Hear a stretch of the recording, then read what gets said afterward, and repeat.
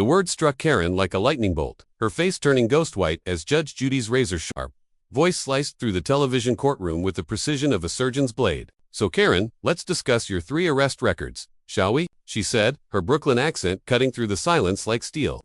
Each word backed by the damning mugshot she held triumphantly in her weathered hands. The courtroom fell into absolute silence as millions of viewers watched Karen's carefully constructed facade crumble in real time, her mouth opening and closing like a fish gasping for air.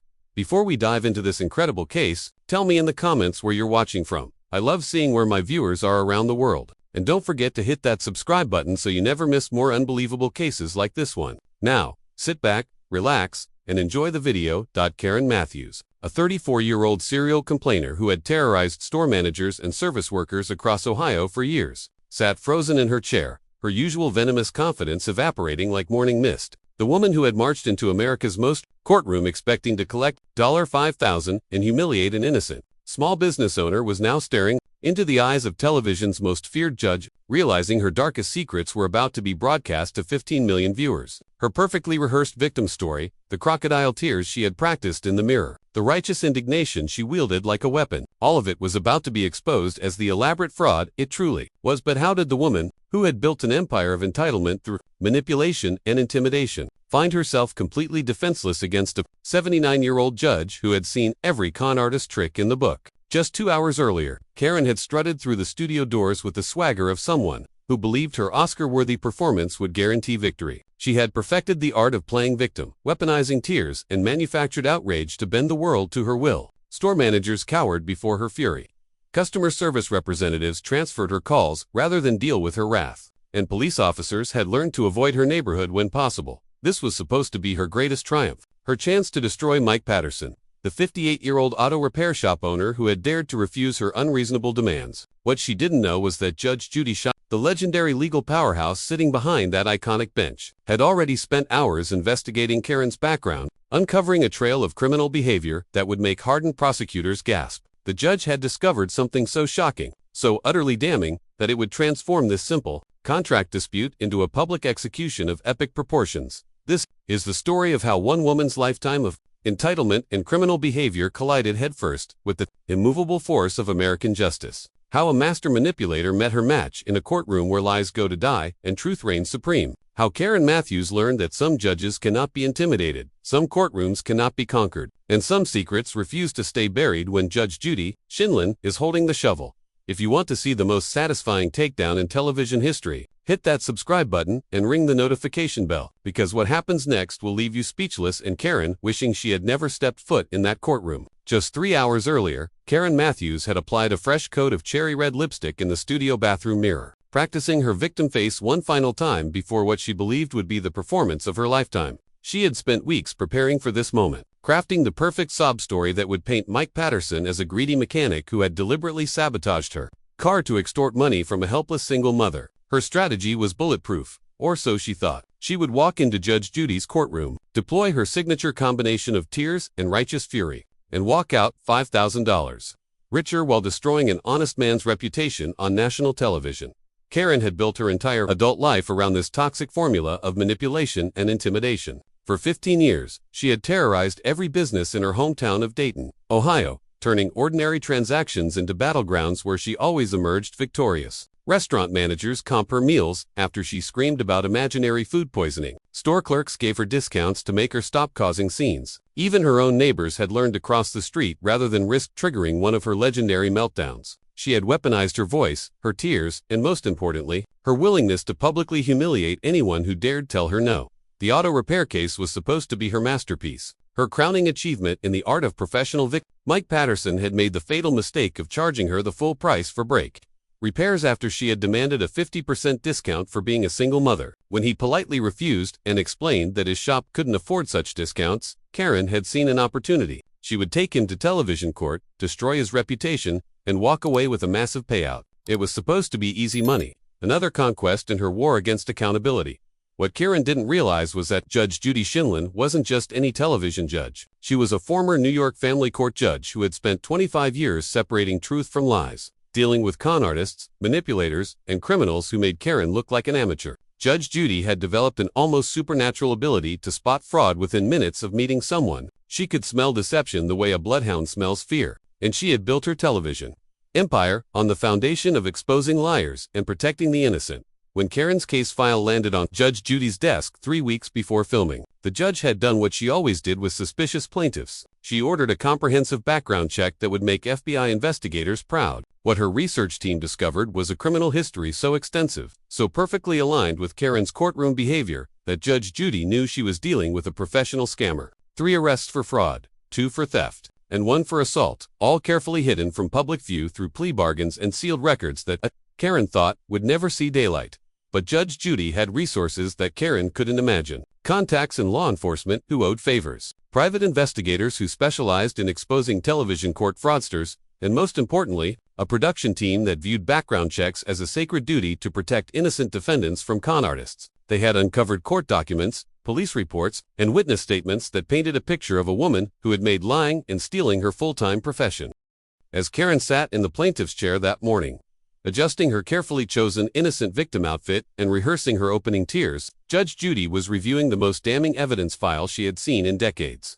Mugshots from 3 different arrests, police reports detailing Karen's pattern of intimidating small business owners, and testimony from previous victims who described her exact playbook. The judge knew that Karen Matthews wasn't just a difficult customer or an entitled complainer. She was a predator who destroyed honest people's lives for profit.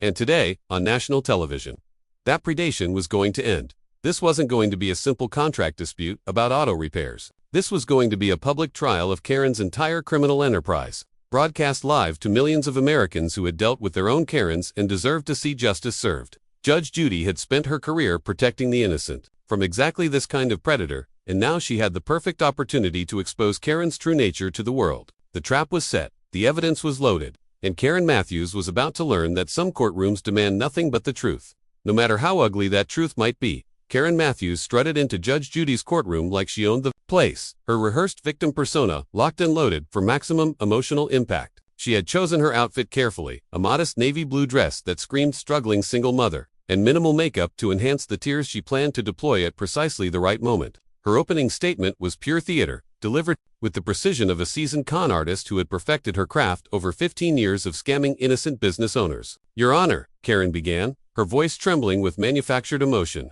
"Mike Patterson deliberately destroyed my brakes to force me into expensive repairs I couldn't afford. As a single mother working 2 jobs just to survive, I trusted him to fix my car, honestly, but instead, he saw an easy target." The crocodile tears started flowing on cue, each drop calculated to tug at the heartstrings of millions watching at home. She painted herself as the helpless victim of a predatory mechanic who had taken advantage of her desperation and financial vulnerability. But Judge Judy's sharp eyes were already cutting through Karen's performance like a laser through smoke. The judge had seen this exact routine countless times before. The strategic pauses, the perfectly timed voice cracks, the way eyes darted around the courtroom to gauge her impact on the audience. Judge Judy's expression remained stone cold, her famous bullshit detector working overtime as Karen continued her Oscar-worthy performance. "He charged me $800 for brake work that should have cost $300. Then when I complained, he threatened to call the police on me," Karen sobbed, her voice rising with indignation. "All I wanted was fair treatment. But instead, I was victimized twice, first by his dishonest work, then by his intimidation tactics."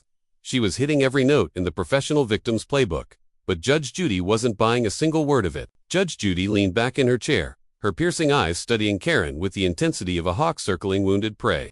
The legendary judge had listened to Karen's sob story with the patience of a seasoned interrogator. But now, it was time to separate fiction from reality. "Ms. Matthews," Judge Judy began, her voice carrying that distinctive Brooklyn edge that had struck fear into the hearts of liars for decades. "Let's start with some basic facts. You say Mr. Patterson charged you $800 for brake work. Do you have the original estimate he gave you before starting the repairs?" Karen's confident demeanor flickered for just a moment, her rehearsed responses suddenly feeling inadequate under Judge Judy's laser-focused questioning. "Well, Your Honor, he gave me a verbal estimate, but then she started." But Judge Judy cut her off with a raised hand that commanded absolute silence. "A verbal estimate, so you have no written documentation of what he promised to charge you." The judge's tone was sharp, clinical, already poking holes in Karen's carefully constructed narrative. The courtroom tension was palpable as Karen shifted uncomfortably in her chair, realizing that her usual intimidation tactics weren't going to work on this particular judge.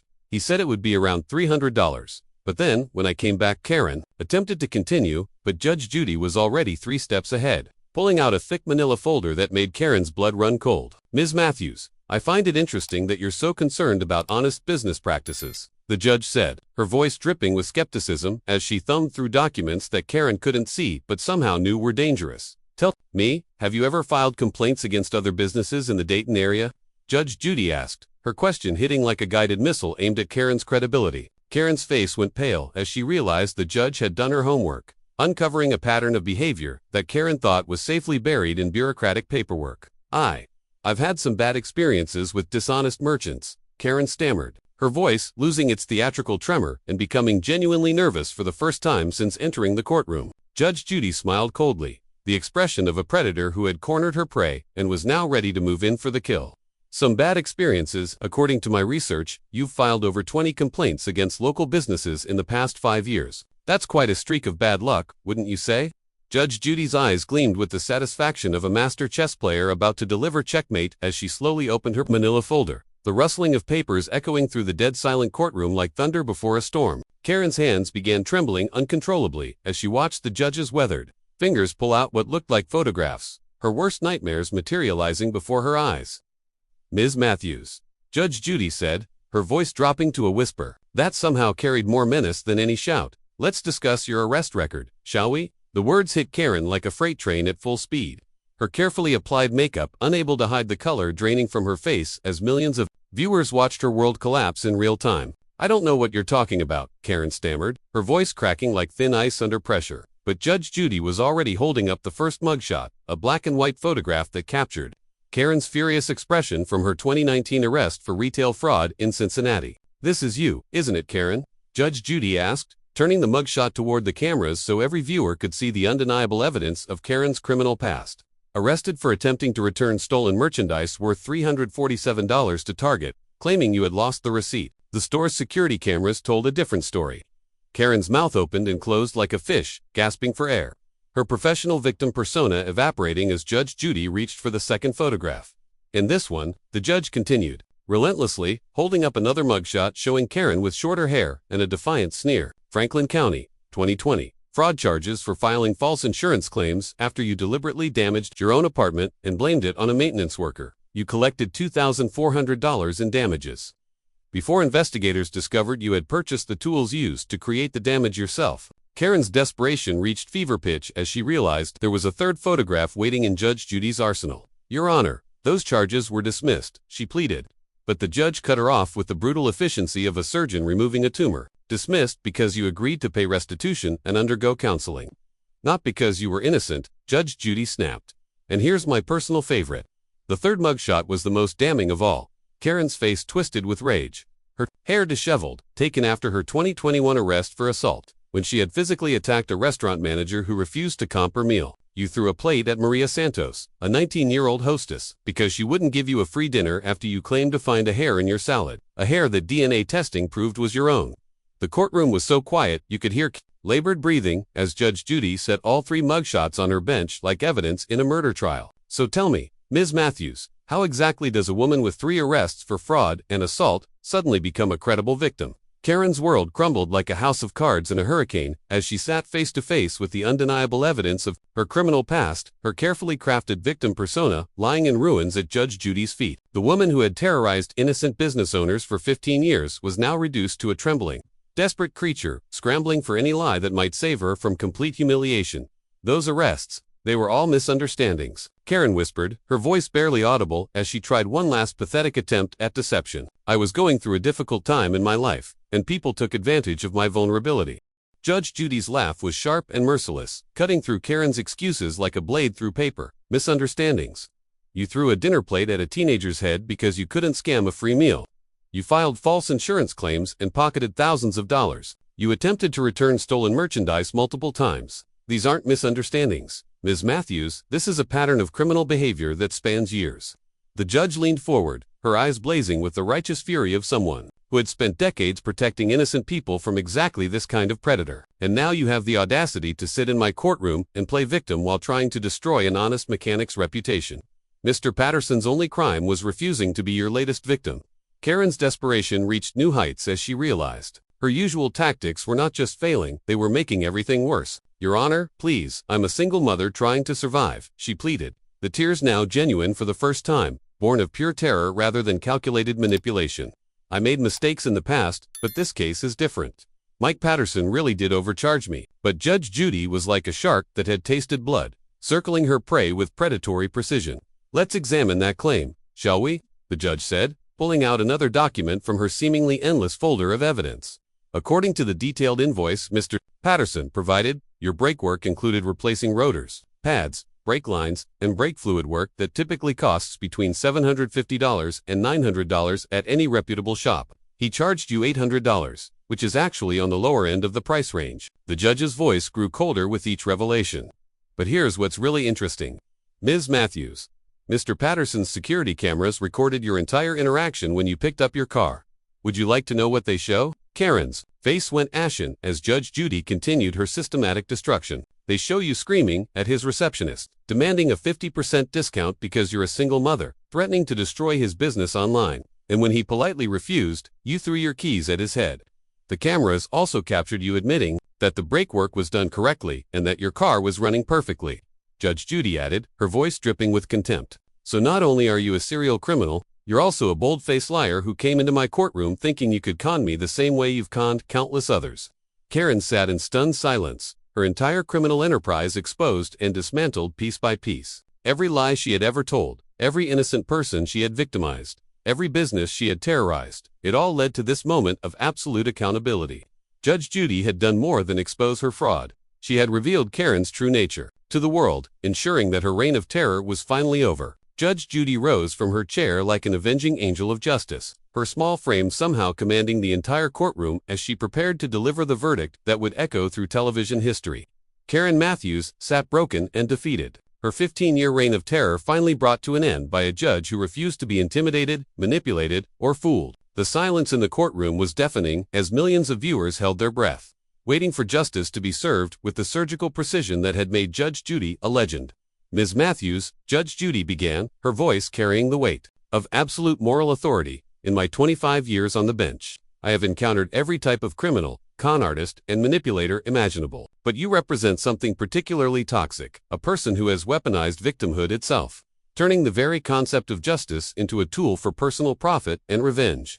Her words cut through the air like a sword, each syllable designed to strip away the last vestiges of Karen's dignity. "Your case against Mr. Patterson is not just frivolous, it's malicious. It's the act of a predator who saw an honest, hardworking man and decided to destroy his reputation for sport," the judge continued, her Brooklyn accent adding steel to every word. "Mr. Patterson did exactly what any competent mechanic would do. He fixed your brakes, charged you a fair price, and refused to be bullied into giving you special treatment.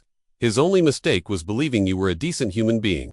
Judge Judy's gaze shifted to the cameras, speaking directly to the millions of Americans who had dealt with their own Karens and deserved to see justice served. To everyone watching at home, this case represents something bigger than a dispute over auto repairs. It's about accountability, consequences, and the fundamental principle that actions have consequences, no matter how long you think you can avoid them. The judge's final words were delivered with the force of a judicial sledgehammer. "Ms. Matthews, your case is dismissed with prejudice. Not only will you receive nothing, but you will pay Mr. Patterson's court costs and legal fees. More importantly, this entire proceeding has been broadcast to 15 million people who now know exactly what kind of person you really are. Your days of terrorizing innocent business owners are over." Karen stumbled out of the courtroom like a broken woman, her criminal enterprise exposed and her reputation destroyed beyond repair. Judge Judy had done more than deliver justice. She had protected countless future victims from Karen's predatory behavior. The honest mechanic, Mike Patterson, walked out vindicated, his reputation not just intact, but enhanced by his refusal to cave to a professional bully. As the cameras captured Karen's humiliated exit and Judge Judy's satisfied expression, one thing was crystal clear: in America's courtrooms, truth still matters, accountability still exists, and no amount of manipulation can overcome a judge armed with evidence and unwavering principles. Can you believe the complete destruction we just witnessed? If this epic takedown left you speechless, smash that like button and subscribe for more incredible moments where justice prevails. What's the most satisfying courtroom victory you've ever seen? Drop your thoughts in the comments below. And don't forget to hit that notification bell so you never miss when entitled people get exactly what they deserve.